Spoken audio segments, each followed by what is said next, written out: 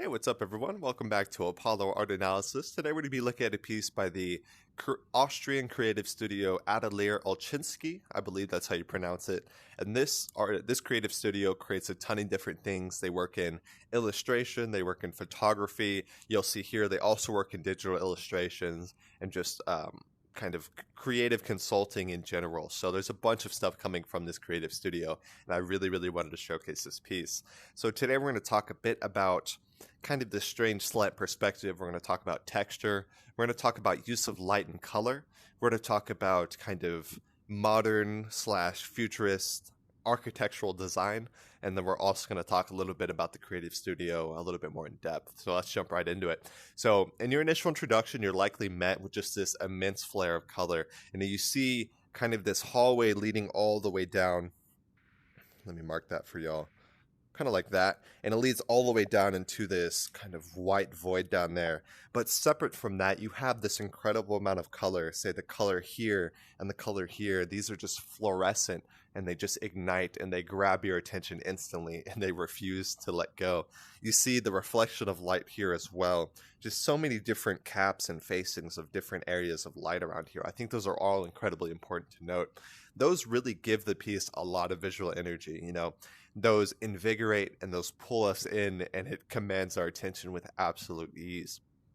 So in the realm of color, you see a color palette consisting of, let's say, the darker colors, and the darker colors move on to, say, a darker red. Those darker red transitions into oranges. The oranges flare into brighter oranges, which then move into yellow and that white light as well.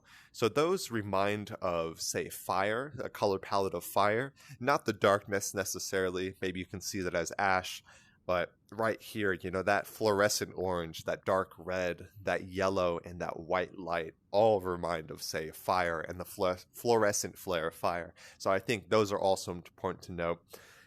Just an incredible amount of visual energy, and those really capture the senses, and they refuse to let go as well. So in the realm of texture, you see mostly kind of glossy. You see smooth, you see rigid, very hard, and perhaps even, it is hard because it's glass, but we could say that it's brittle because of glass as well. So it has the potential to break, but in this snapshot, in this perspective that we're given, this solid glass is given the translucent, the kind of glossy, reflective texture, and then also, say, the rigid as well. So those are all important to note. Whenever we take a look at, say, glass or crystals or any type of translucent object that is solid, we are really taking a look at, say, harmonious order. Whenever we're taking a look at older, even today, we still worship gemstones, that's for sure. But there's just something about this translucent form that just pulls us in, and it feels divine. I would say it's because it's a vessel or a host of light.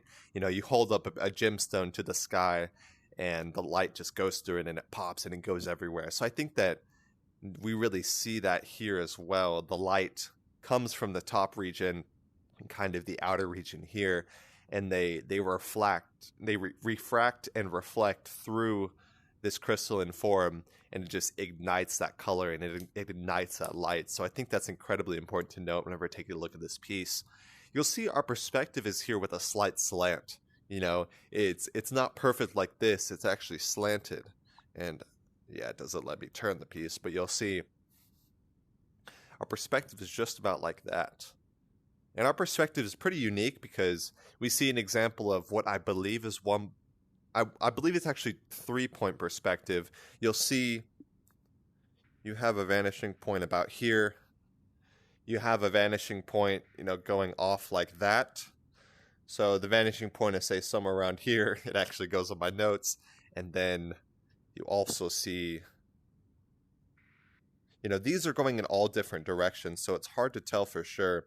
But it feels like there may be a third vanishing point down below there. This could very well be 2-point perspective. I'm having a bit of difficulty articulating that, but it is at the very least, we're looking at 2-point perspective. And that really stretches the canvas this way, and our perspective sits within this with the slight slant as well. So that kind of brings the viewer in, and they turn their head, they interact with it a bit deeper, and they say, what is this? So I'm not sure if that's on purpose by the artist, but I think that really achieves this kind of unique phenomenon where you're a viewer, you see this piece, and you kind of tilt your head. You're like, what is that? Looking at the side. So some incredible work coming from this artist or this creative studio. So I really like this piece here. In the realm of depth, we see, as I said before, you kind of have this hallway that kind of goes.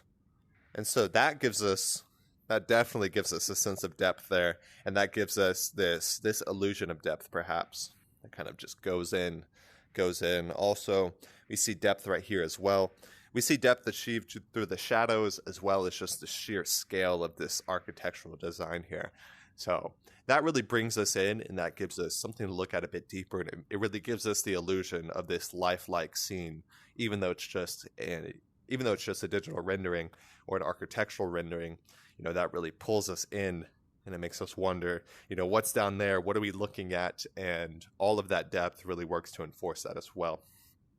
So in the realm of architecture, I'm definitely not an architect, but I was looking at a little bit of styles. What I see here mostly is the influences of modern architecture, and modern architecture really utilizes glass and windows to the highest effect possible.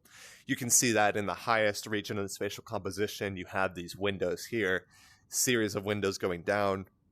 You have kind of this open space, and then you also have an incredible amount of glass all throughout the piece as well. Those all really work to bring in, as I said before, it brings in that light, and it goes to these kind of translucent objects to really ignite their forms and just create an incredible amount of color in light. So I think that's important to note. I see that mainly through the modern architectural movement. But there's something strange here because it feels like they're really pushing that. They're trying to move into some type of new movement, which is what I would say very futuristic. So something going on here that is really interesting. And if you're an architect, I think you should pay close attention, even if it is kind of a surreal kind of landscape. You're not quite sure what you're looking at, but look at kind of the macro form. Don't look at the micro details, look at the macro form. What are you looking at? What is this glass doing? And how could that actually be applied to, say, a real space in real life? So I think that's all important to note. And the original artist, I have a little bit of info on him. So Atelier Olschinsky, I believe, founded in 2002. It is a creative studio based in Vienna, Austria, and Peter Olschinsky and Verena Weiss. They work in various fields such as graphic design, illustration, photography, and art direction. In addition to their jobs for clients, they also run several independent projects, always trying to develop and refine their work. So we see this was from a creative studio.